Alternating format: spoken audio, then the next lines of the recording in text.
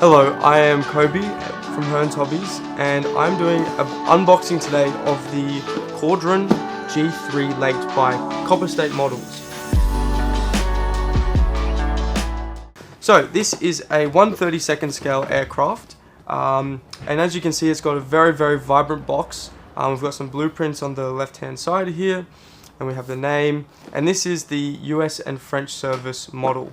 So this is a First World War biplane, and it usually sat one person, but it could carry up to two. And yeah, it was built by the French and designed by the French. So that is the maker there, Caudron, and they built 1,400 of these in the First World War before they ceased production. And they were really good aircraft in the beginning of the war. They were used mostly for reconnaissance and training later on. But then also England and Italy license-built these aircraft as well without a fee. So Caudron didn't charge a fee for them to build it back then, as they usually do now. So yeah, let's have a look in this box. If I can get it open. Nice and snug. So you take the top off and you're kind of met with this white box, which is really nice. It's going to open from here like this. Okay, so we have the instructions sheet here. Might just zoom out a little bit. We have our instructions sheet, which is really cool. Nice little, very thick pieces of paper. We'll have a look through that later. And then we are met with the sprues. So we have quite a few sprues. You will notice that for a 1/32 scale aircraft, it is quite small. That is because the First World War aircraft were in fact quite small. And they were made of balsa, they were very light, they didn't have the biggest engines in them. And then we've also got our decal sheet here with some really large roundels. They definitely look in scale, 1/32. And finally, a little piece of photo etch here. So yeah, let's crack in and have a look. First of the decal sheet. So yeah, let's do the let's do these here. Let's have a look at these. There you go. So we've got seat belts. What else we got? Some bracing.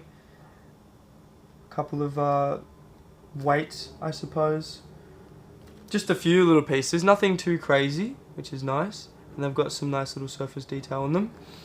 When you're doing photo etched seatbelts, it's best to heat them up with a lighter first, and then they become much more soft and malleable. And then let's jump back out here. So we've got the American version here and the French version here. Open these up, take a look.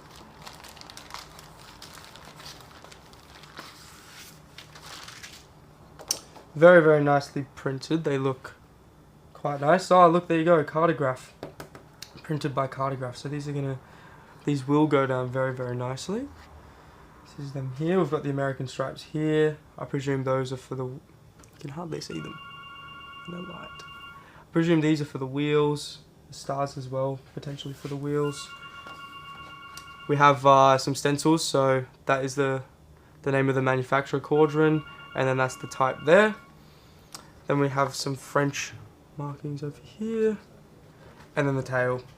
So this one looks like it had possibly some damage on the tail, and they've chosen to print that into the decal, which is really nice detail. Wonderful. So there are your decals. Put them over here, and then we're going to be getting. Whoa. How many sprues have we got? Quite a few. Quite a few for such a small aeroplane. 1, 2, 3, 4, 5, 6, 7, 8. 8 sprues. That's not bad for a 1/32 scale aeroplane. I mean, some of them are just these really long one-piece sprues. So here we have what appears to be the upper wing, I presume. Yes, this would be the upper wing. So that's probably like 20 centimeters long. Not bad.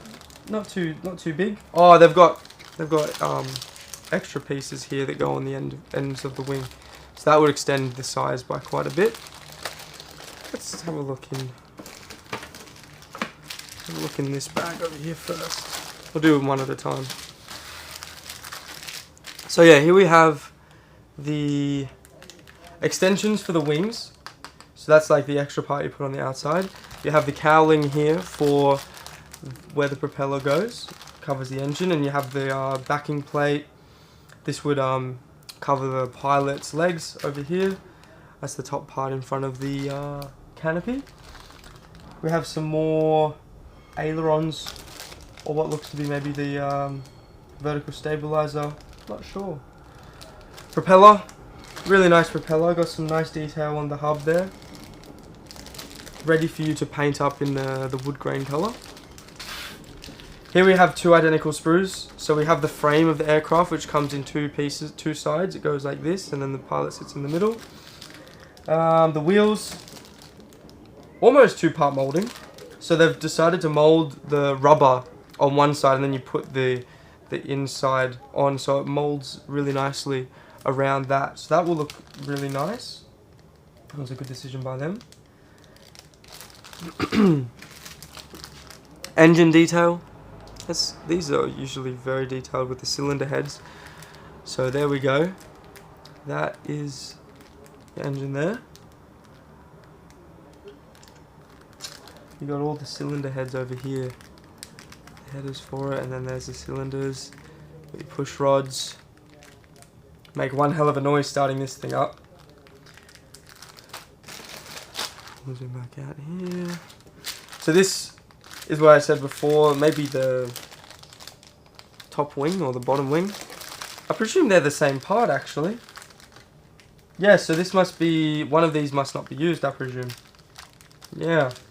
So this must be specific to the G-type one here. So they're the same, similar-ish. They have a different shaped hole here for where the pilot's head kind of is. So he'd have a bit more vision looking up into the sun when he's flying. And then yes, here we have the part. So it comes with a rifle. It's a bit weird because this aircraft was a trainer and reconnaissance, so it didn't really carry bombs or guns, but it did say that sometimes they would carry hand-dropped bombs and like a light munition. So that's a nice detail that they've added like a little rifle in there, and it looks really nicely molded from here. And then what else have we got? We've got some more components here. Very thin pieces. You'll need some nice side cutters to cut these ones out, ensuring that you don't snap them in half. Clear parts. It's a bit hard to see, isn't it? So what have we got here? We've got three pieces. One looks like could be that's definitely the windscreen over here to the left. And then this here, not quite too sure what that is, but I presume you're going to be masking up this piece here and then painting around that, and then maybe like a little light fixture there. Yep.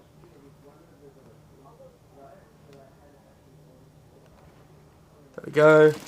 And the last one, we have the side walls for the compartment where the pilot would sit. And then we have the seat. Oh my goodness, the cushion detail on that is absolutely amazing. Look at that. So it's a leather seat, obviously, as we can see. French like their leather. And here's the other component of the seat. So the backing has all of these like leather nails punched in there. And then we have some more trim components over here and whatnot, trim tabs and everything. The backing of the seat. There's your throttle over here. More cockpit components over this one. And then that wing, the lower component of the wing, I presume. You're going to be bolting that little module that the pilot will sit in. Just here. So yeah, altogether it's going to come. It's not going to be that big of a model. It's still 1/32 scale, so it'll have some really, really nice detail. But the aircraft itself isn't that big. So I'll get into the instructions and we can have a look at that. Alright, let's have a look at this one. So here we have some information about the aircraft in English, so we will be able to read this. So there's 166 Italian ones and 192 United States operated ones. And also another interesting fact is that Australia used these aircraft in the Middle East actually during the First World War. So this has a little bit of Australian history, and then they brought them over here right down the road from Hearns Hobbies in Point Cook. So yeah, this aircraft has a little bit of history with Australia, but this model represents ones that France and America used. But it wouldn't be too hard to probably, make a little bit of difference. You do get the two different wings, so with a little bit of research you can find out which ones the Australians flew in that campaign over in the Middle East. So yeah, you've got some information here. And then over on this side you got your parts breakdown with a sprue breakdown, so you get to double check you've got everything in your model. As I said, photo etch and decals. The color numbers, so it gives you a nice list of all the colors that you're going to be needing. They are for you to source, they do not come in the model. And there's your symbols, all laid out very, very easy to read. And then we're going to jump straight into the model. So we're going to have to drill out some parts here. A lot of these aircraft, you need to rig certain components. So rigging is all of the wires that these First World War aircraft would use to basically control the control surfaces. So you're going to have to add these in for detail's sake. They don't have to work, but it would show you here, control cables using wire or easy line or elastic string or brass copper wire. However you like to do it. Some people use fishing line, each to their own, to do this. But it shows you here in the diagram where you're going to be needing to put all of these pieces of wire. Here we have the seat being made, seat being painted. So we have the parts here and the paint call outs. Building up this cockpit, the two side walls you're going to have to rig inside there. It's a really nice instruction sheet. It's very 3D. It gives you a lot of depth. You kind of know what you're looking at when you're looking at your model compared to what you're looking at in the instructions. It's very nice. It very detailed, goes into where the rigging should go through different parts. Like here it goes through the side of the cockpit. PE seat belts, getting those in there. For the rear seat, there's a rear seat in this version. There we go, installation of the firewall, painting all of the interior details. So we have the big leather seat at the back, and then we have the wooden balsa seat, I presume, up here. Top of the cowling put on, and these are all labelled. It even tells you in the instruction sheet. Lower wing being put on. There we go. The struts being put on here, all the rigging being done. Here we go, more inner and rear outer struts. And this is the big wing being made here, so we're putting that together. It wants you to fill in this line here, so that's a good note to have. Look at all that. Lacing, if you want to go to the trouble of doing all the lacing, it gives you a detailed guide of how to do that on the outsides of the wings. And this is what your model should look like when you install the wings. Very, very nice. Bit of a diagonal strut being put in. More rigging, more rigging, more rigging. These aircraft, half of the fun is building it, half of the fun is rigging it. And now we're going on to the side, the tail boom for rigging, and then installation. So we've got the, this is where your wheels will be going over here.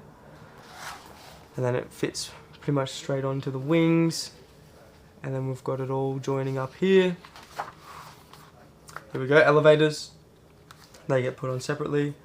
The rudders as well, they'll be put on separately as well. And then they all get rigged up. Here we go, more rigging, more rigging. So they use a variety of gauges of wire or lines as well. So they're calling for 0.1 here, some were 0.25. All different sizes, so you can get a bit of variety and more realism to your model.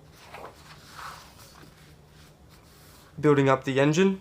Cylinder heads being put on, push rods, wiring it as well. You'll need to chuck some wires in there, and then that mounts to the aircraft. It has a big piece there that ensures you've got it on the right way. Chucking the engine cowling on, making the wheels. What's this rigging? Turnbuckle. Oh, you may need to get some turnbuckles for this one. Installation of the final pieces, the wheels and the propeller. And then here are the decal schemes we get. So this will be the roundels for the French version, top and bottom. And then here we have the first version, which I think is one of the French versions here, which has a nice colourful nose cowling on it. And then we have the second version, the French version here, and there's even a photo of it flying over in France and the pilot. And then here's the colourful American version, so you can either do either for the wheels there with the stars. We have a couple of different photos of it down here, which is a really nice addition that Copper State Models have put into their kit.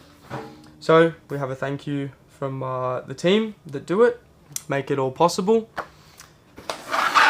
And yeah, that's it. That is the Copper State Models Caudron G.III late. I hope you've enjoyed this one.